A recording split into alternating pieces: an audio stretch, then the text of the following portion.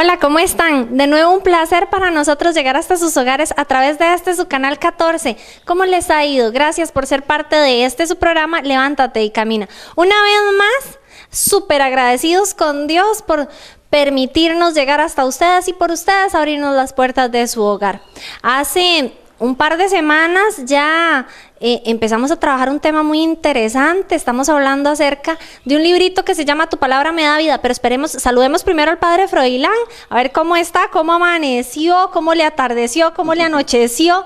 Padre, ¿cómo le ha ido? Todo muy bien, gracias Señor. Espero que ustedes también estén muy bien, siempre gozando del amor de Dios, de su bendición. Amén, amén. Padre, hace un par de semanas usted tuvo la oportunidad de compartir con nuestros amigos en la casa un libro muy interesante que estamos trabajando en las formaciones, ¿verdad? Parroquiales lindísimas. La gente ha estado consultándonos acerca del libro, tal vez les damos un poquito de información, ¿qué le parece? Claro, el Centro Nacional de Catequesis ha producido toda una serie de textos para la formación bíblica de los fieles. Entonces es un curso bíblico lo que estamos haciendo aquí, estamos haciendo en toda la diócesis, y la idea es que usted aprenda más de la Biblia, porque la Biblia es el corazón de nuestra fe. Y entonces es un texto que se llama Tu Palabra Me Da Vida. Lo pueden adquirir con cualquier catequista, le pueden preguntar a los catequistas, y ahí en sus parroquias ellos se los pueden conseguir. Y los que son más de aquí de San Isidro, ahí en oficinas parroquiales de sus parroquias o en la proveeduría, ahí pueden encontrarlo. El texto es muy barato y sirve mucho porque es todo un curso amplio sobre la Biblia. Todo lo que se tiene que saber de la Biblia está ahí en ese texto, y me parece que es muy importante para que podamos crecer en la fe. Y es súper alimenticio, porque trae al final de cada lectura una serie de preguntas que si a uno algo no le quedó claro, pues va para atrás, y son preguntas muy sencillas. En realidad, animarse a adquirirlo, animarse a tenerlo en casa para que lo puedan compartir con nosotros. La idea nuestra, al igual como lo hicimos con Alfa, es ir desarrollando los temas para ir creciendo juntos. Pero antes de venir con el tercer tema, vamos a ver el próximo canto. Ya volvemos. Escuchar tu palabra es inicio de fe en ti, Señor. Meditar tu palabra es captar tu mensaje de amor. Proclamar tu palabra, Señor, es estar embebido de ti. Proclamar tu palabra, Señor, es ya dar testimonio de ti, mi Dios.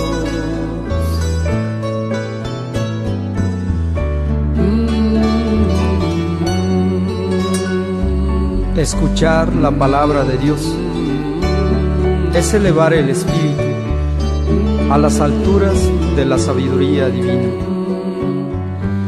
Esta sabiduría nos capacita a forjarnos una vida pujante de amor y a llevar a los demás a esta escuela divina.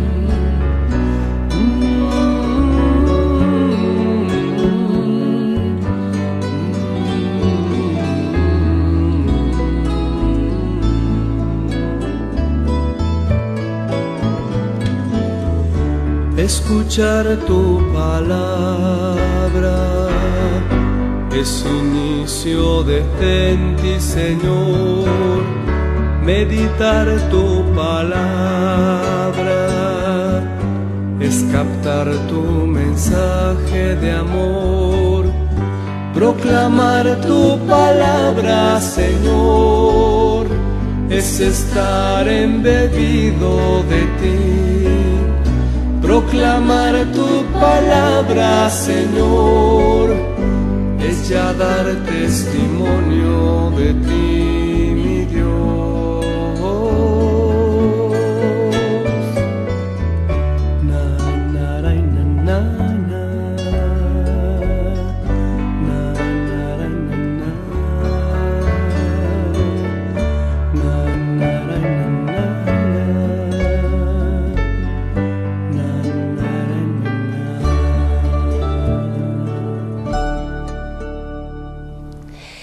El tema que vamos a desarrollar hoy, si usted ya tiene su texto de Tu Palabra Me Da Vida, puede irse a la página 20, 21, por ahí anda más o menos, y se llama Dios nos habla en su palabra escrita. Padre, ¿Qué quiere decir ese Dios nos habla en su palabra escrita? ¿Qué es la Biblia? Empecemos a hablar un poquitito más a fondo ya de esa palabra escrita. ¿Por qué? Bien, fíjense, queridos hermanos y hermanas, que hemos visto en los programas anteriores que la Biblia, en realidad la palabra Biblia viene del griego, usted lo sabe muy bien, y significa biblioteca, es un conjunto de libros.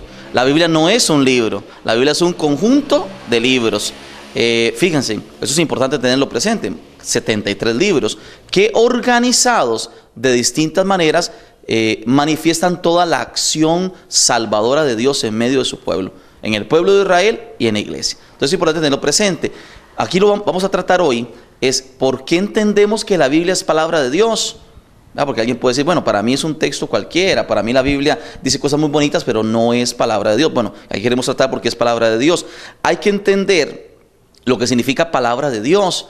Cuando hablamos de palabra, hablamos del Antiguo Testamento con una palabra, una frase que dice davar. Y hablamos, porque todo el Antiguo Testamento es escrito en hebreo, y hablamos del Nuevo Testamento escrito en griego con una palabra que dice logos. Eso significa palabra. ¿Qué es la palabra? Es aquello que sale de la boca de Dios, ¿verdad? Y entonces usted va a entender claramente que lo que sale de la boca de Dios es primero Jesucristo, ¿verdad? Por eso es que curiosamente la Biblia va a decir en el Evangelio de San Juan, Jesús es el logos, el davar, es decir, la palabra de Dios. Toda esta es la primera manera de entender palabra de Dios. La palabra de Dios es la persona de Jesucristo. Él es el verbo encarnado, dice el Evangelio de San Juan. Es decir, es la palabra de Dios, que no es creada, es generada. Es aquello que tiene la esencia de Dios. Es hermoso, ¿eh? Entonces eso es lo primero que tenemos que decir. Cuando hablamos de palabra de Dios, no hablamos solo de un texto, sino hablamos de una persona. ¿Quién es la palabra de Dios? Es la persona de Jesús. Jesús de Nazaret es la palabra de Dios, es decir, es el Hijo de Dios que ha venido a comunicarse con nosotros, que ha venido a comunicarnos la vida, la salvación, el reino de los cielos, pero sobre todo el amor del Padre. Ha venido a que nosotros conozcamos el amor del Padre. Entonces, la palabra de Dios es Jesucristo el Señor. Él es la palabra de Dios. Tenemos que decir en un segundo sentido, la palabra de Dios es aquello que Dios ha movido a muchas personas, vamos a verlo, mujeres, hombres, jóvenes, adultos, ancianos, campesinos, agricultores, pescadores, hombres inteligentes, intelectuales, de ciencia. Por ejemplo, Lucas era un médico, y él escribió el Evangelio de San Lucas, como los Hechos de los Apóstoles, así como Pedro escribió, aunque sabemos que Pedro no sabía escribir. Alguien escribió por él, Pedro dictaba y alguien escribía. Qué interesante, ¿no? La Biblia está llena de este montón de cosas que aquí vamos a aprender. Fíjese. Entonces, podemos decir también, aplicar en un segundo sentido la expresión palabra de Dios al texto de la Biblia. Y vamos a hacer un estudio, encontrando de que, por ejemplo, los textos del Antiguo Testamento como del Nuevo Testamento fueron considerados palabra de Dios en cuanto representan la voluntad de Dios, ¿verdad? Dios movió con la fuerza de su espíritu a autores sagrados, vamos a verlo ahorita, para que ellos pusieran la voluntad de Dios en estos textos, ¿verdad? Es importante que usted tenga muy claro las cosas que vamos a decir de ahora en adelante. Vamos a leer un texto bíblico que nos recuerda por qué el pueblo de Israel piensa que esa palabra del Antiguo Testamento es palabra de Dios. Acompáñenos para escuchar esta palabra. Lectura del libro de Nehemías. Todo el pueblo se congregó como un solo hombre en la plaza de la puerta de las aguas y pidió a Esdras, el escriba, que trajera el libro de la ley de Moisés, que el Señor había entregado a Israel. Así lo hizo el sacerdote Esdras. El día 1 del 7º mes trajo el libro de la ley y ante la asamblea, compuesta por hombres, mujeres y cuantos tenían uso de razón, lo estuvo leyendo en la plaza de la puerta de las aguas desde la mañana hasta el mediodía. Todo el pueblo, hombres, mujeres y cuantos tenían uso de razón, escuchaban con atención la lectura del libro de la ley. Esdras, el escriba, estaba de pie sobre un estrado de madera levantado para la ocasión. A su derecha estaban Matías, Sema, Anías, Urías, Gelcías y Maasías, y a su izquierda Pedayas, Misael, Malaquías, Jasún, Hasdana, Zacarías y Mesulán. Esdras abrió el libro a la vista de todo el pueblo, pues estaba más alto que todos, y, al abrirlo, todo el pueblo se puso de pie. Esdras bendijo al Señor, al gran Dios, y todo el pueblo levantando las manos respondió, Amén, amén. Después se postraron y, rostro en tierra, adoraron al Señor. Palabra de Dios. Te alabamos, Señor. Queridos hermanos y hermanas, el profeta Esdras es un texto del Antiguo Testamento junto a Nehemías, que era un sacerdote. Fíjese que estos dos textos del Antiguo Testamento nos recuerdan la importancia de la palabra de Dios en el segundo sentido que hemos dicho, como texto. Vamos a ver, antes de que estos escritos, esta Biblia, estuviera así escrita, así como la vemos, pasaron muchos tiempos. Ahorita les vamos a decir con exactitud cuánto tiempo pasó, dónde se escribió la Biblia, y todas esas preguntas que usted tiene se las vamos a responder. Pero lo importante aquí es darnos cuenta que antes de que la Biblia se escribiera, primero se transmitía de manera oral, porque los pueblos orientales son pueblos profundamente de tradición oral, de memorización. Hay que tener presente un asunto. En los años de Jesús, se supone que un 2 o un 3%, hasta lo máximo un 5% de la población de aquel tiempo sabía escribir. Usted entenderá por qué era más importante entonces hablar. ¿Cómo se transmitían las cosas? Difícilmente la gente mandaba una carta. Si solo de 100 personas, solo 3 o 4 sabían escribir. Entonces, ¿para qué mandar una carta? La gente se transmitía las cosas por un mensaje oral. Entonces, todas estas historias de la Biblia, antes de ser escritas, escúchese bien, antes de ser escritas, eran contadas. Qué bonito, ¿verdad? Porque cómo es cuando uno tiene una experiencia de Dios, uno lo que hace es contarlo, narrarlo. Y por ejemplo, los ancianos, los adultos, tenían una tarea muy bella, que era sentarse a contar estas historias a los niños, a los jóvenes, a la gente nueva, a las nuevas generaciones. Esa es la dinámica como se transmitió. Por eso es difícil saber desde cuándo se cuentan estas historias que están en la Biblia. Por ejemplo, el libro del Génesis, con su narración de la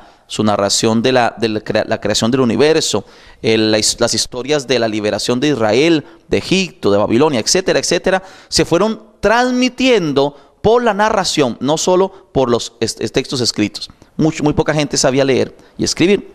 Eso es lo primero. Lo segundo es, qué hermoso el texto que hemos escuchado, es el capítulo 8 de Nehemías. Usted puede buscarlo en su Biblia. Es un texto hermoso porque fíjese, le explico el contexto, lo que estaba pasando.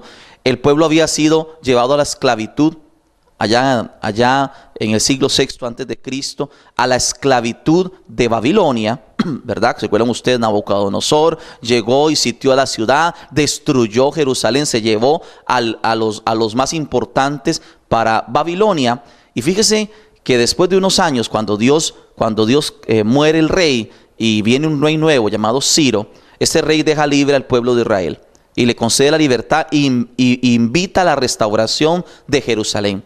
¿Qué estamos leyendo? Estamos leyendo cuando el pueblo va a reconstruir Jerusalén, cuando el pueblo ha sido liberado de la esclavitud de Babilonia. No es la misma de Egipto, es otra esclavitud que vivió el pueblo de Israel. Y entonces, vean qué hermoso, tuvieron años en que no podían leer la escritura, el Antiguo Testamento. Ellos decían la Torá. ¿Qué significa la Torá? La ley, que son los primeros textos de la Biblia. No podían leerlos. Estaban extranjeros, eran esclavos, eran forasteros. No podían celebrar el culto de Israel, el culto a Dios. Y cuando están para reconstruir, regresan para reconstruir su país, su pueblo, lo hacen a partir de la palabra. Y entonces hemos escuchado cómo Nehemías era un sacerdote, era un experto de la ley, ¿verdad? Y Esdras, que era un estratega, que van a reconstruir juntos el pueblo de Israel y la ciudad de Jerusalén y todos sus pueblos, hacen lectura de la palabra. Y toman un texto y empiezan a leer la palabra. El pueblo entero se emociona al escuchar la palabra de Dios. Vean qué hermoso que es esto. Porque el texto proclamado para la comunidad se convierte en palabra de Dios. Es lo mismo que pasa en la Eucaristía. Cuando nosotros tomamos en Eucaristía la Biblia y le leemos todo en cada Eucaristía, se proclama el texto. Entonces, una palabra antigua del pasado adquiere una nueva manera de entenderse en el presente. Ya ustedes vieron cómo cuando el sacerdote lee el texto bíblico del Antiguo Testamento, la Torá, el pueblo se emociona. Porque el pueblo ha entendido, el pueblo de Israel ha entendido que esta palabra, la Biblia, en este caso el Antiguo Testamento, la Torá, es la voz de Dios. La voz de Dios que ha quedado escrita para salvación del pueblo de Dios. Qué hermoso. Y esto es entonces lo que nosotros vivimos. Pero pregúntese, ¿quién es el autor de la Biblia? Muy bien, ya viene Nancy por acá porque nos va a ayudar a responder todas esas preguntas que nosotros tenemos y que seguro usted por ahí tiene. Nancy, fíjese que la gente nos pregunta, ¿quién es el autor de la Biblia? Nancy ya está bien estudiada, bien formada, es una buena catequista y sabe responder estas preguntas. ¿Quiénes creen ustedes que puede ser el autor principal de la Biblia? Por supuesto que Dios, a través de su Espíritu Santo, que inspira a quienes escriben y pues les va dando esa lucecita, ¿verdad? Ese caminito. Como decía el padre, que era lo que hacía Pedro, ¿verdad? Como que iba dictando para que el hombre, que era el medio utilizado por Dios, fuera escribiendo los designios o la voluntad de Dios. Entonces, es primero palabra de Dios porque fue inspirada por Dios, porque es la voluntad de Dios. También por eso, Padre, cuando vamos a la Eucaristía y se leen las lecturas, decimos palabra de Dios, claro, porque viene inspirada. O sea, no fue que Pedro dijo un día, ay, qué bonito, voy a decir que el sol es tal cosa y voy a empezar a escribir. Importantísimo, fue transmitida de generación en generación, como nos contó el Padre hace un ratito, a través de la forma oral, y fue quedando escrita para que hoy en nuestros tiempos pues nosotros tengamos este recurso tan riquísimo, ¿verdad? Padre, contémosle a la gente como cuánto tiempo tardó escribiéndose la Biblia. Bien, como hemos dicho, entonces Dios es el autor principal de la Escritura, pero podemos decir que hay autores literarios. ¿Qué significa eso? Que fueron los que escribieron. Ahorita vamos a ver los medios que Dios utilizó para que, inspirados por el Espíritu Santo. Fíjense, ¿cuál es la fecha en que se escribe la Biblia? Hay que decir que esa respuesta es bien incierta, porque tenemos que decir que todas estas historias, estas palabras de Dios, estas profecías de Dios, se fueron transmitiendo primero de manera oral. Sabemos que más o menos en la Biblia hay casi 1000 años, de un lado a otro, desde que la primero que se escribió hasta lo último que se escribió, allá por el año 1250 antes de Cristo, ¿verdad? Y allá por el año 100 después de Cristo. Más o menos en ese arco de espacio se escribieron todos estos textos del Antiguo y del Nuevo Testamento. Podemos decir entonces que usted entenderá que en más de 1000 años se fueron escribiendo todo. No es como mucha gente piensa, que Dios bajó del cielo y le dijo, vea, esta es la Biblia. No, la Biblia se fue produciendo, se fue desarrollando, se fue elaborando en un arco de más de 1000 años. ¿Ok? ¿Clarito? Lo segundo es, ¿dónde se escribió la Biblia? Bueno, hay que decir que la Biblia se escribió en muchos lugares, así como hemos dicho, en muchas épocas, en muchos lugares y en muchos países, que hoy son algunos países. Por ejemplo, normalmente todo el Antiguo Testamento se escribió en Palestina, ¿ok? En toda la región actual que se llama Palestina, es allá Tierra Santa, pero también algunos textos de esos allá en Siria, donde está todo este problema ahora que hemos visto, ¿verdad? Ahí, porque en Siria fue la capital de Babilonia, por ejemplo, cuando los judíos, como ya conté antes, con el texto de Nehemías capítulo 8, estuvieron esclavos allá en Siria. Ahí se escribieron muchos de los salmos y muchas de las cosas que cuenta la Biblia. También en Egipto, como sabemos, el libro del Éxodo y otros más fueron escritos algunas partes en Egipto.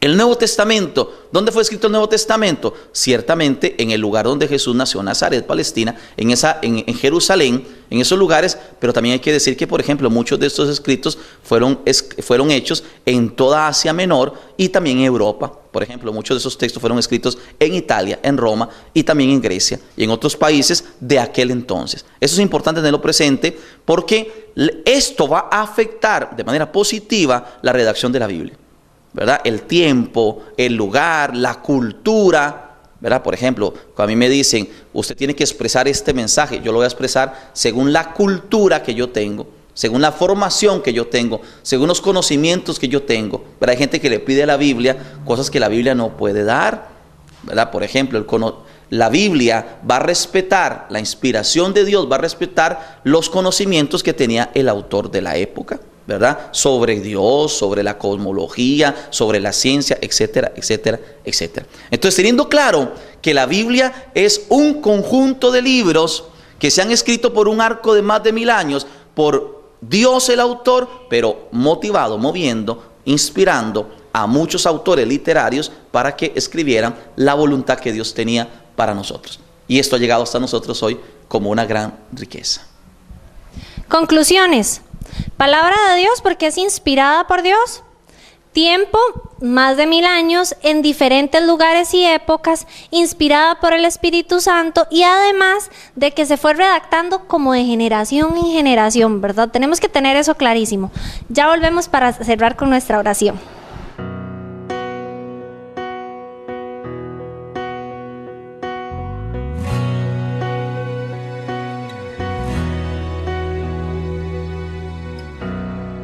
No es autosugestión,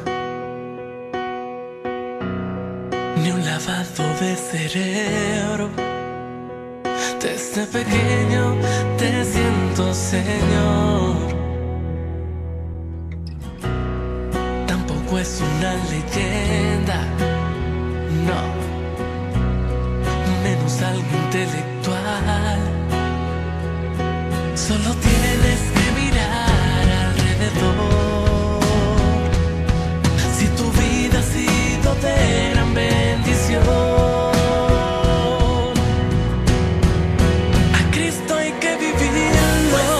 No es una fantasía, Él vive en ti y en mí.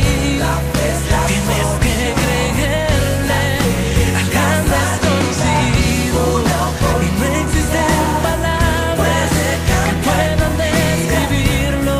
Solo abre tu corazón, solo déjate abrazar para conocerlo. A Cristo hay que vivirlo, hay que vivirlo.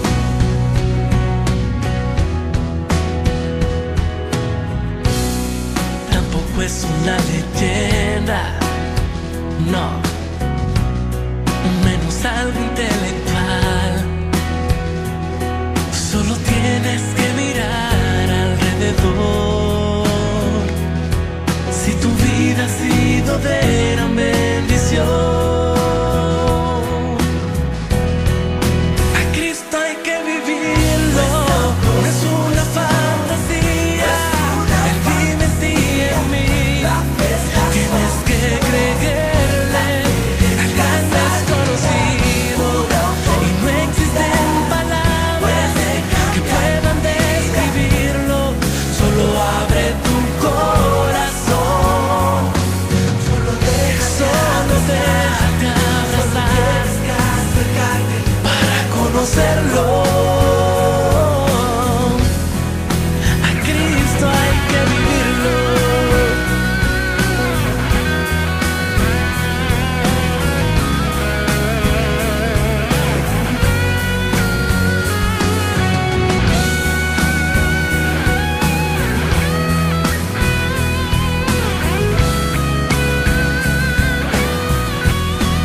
A Cristo hay que vivirlo, no es una fantasía. Tienes que creerle, la fe es la salida. Una puede cambiar, solo una, solo abre tu corazón, solo déjate abrazar para conocerlo. A Cristo hay que vivirlo,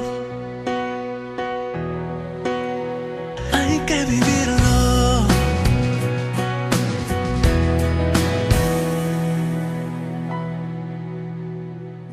Te damos gracias, Señor, porque nos has dado tu palabra a través del libro santo, que es la Biblia escrita por los seres humanos bajo tu guía amorosa para nuestra salvación. Que la meditación de la Escritura nos lleve a conocer la palabra que es Cristo, tu Hijo el Señor, que vive y reina contigo por los siglos de los siglos. Amén. Queridos amigos y amigas, que pues qué alegría que nos estén acompañando y estén aquí con nosotros a través de este canal y de todos estos medios para aprender más de la Escritura. Nosotros los cristianos católicos tenemos que amar más la Escritura y aprender más de ella. Ya decía San Jerónimo, ¿no? Desconocer la Escritura es desconocer a Cristo. Así que los esperamos en el próximo programa. Hay que desempolvar la Biblia, si la tienen ahí en casa, medio empolvadilla, la desempolvamos, leemos Nehemías y nos vemos en la próxima. Muchas gracias, bendiciones, chao.